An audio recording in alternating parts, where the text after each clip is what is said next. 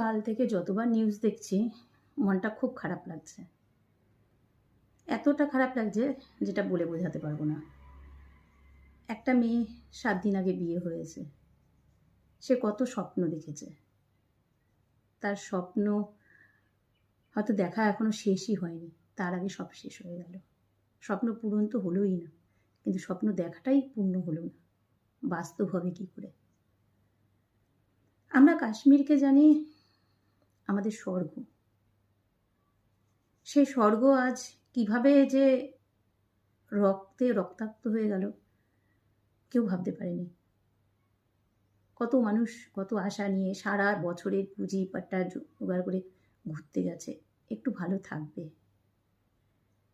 অনেক আশা থাকে না যে আমি এইটা জায়গা যাব, এই 1 বছর বছর করে প্ল্যান করে এই করে, তারপরে যদি এটা ঘটে যায় কীরকম লাগে?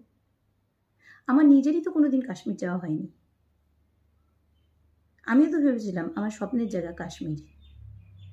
আমি কোনো না কোনো দিন কাশ্মীর যাব, বৈষ্ণোদেবী যাব, আমি কেদারনাথ যাব।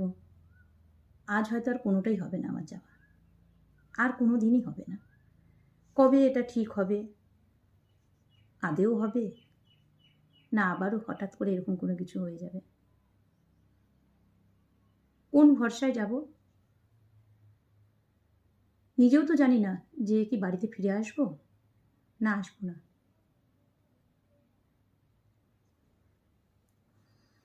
কাল থেকে মনটা খুব খারাপ, যখন দেখছি একটা বাচ্চা বাবার বুকের উপরে বসে কাঁদছে। বাবার বুকের হার্ট চলছে না, নিঃশ্বাস নেই। বাচ্চাটা বুঝতে পারছে না যে নাকি 10 মিনিট আগেও লাইভ ভিডিও করেছে, সে আজকে জীবিত নেই। এগুলো ভাবা যায় না, এগুলো বলেও আর প্রকাশ করা যায় না।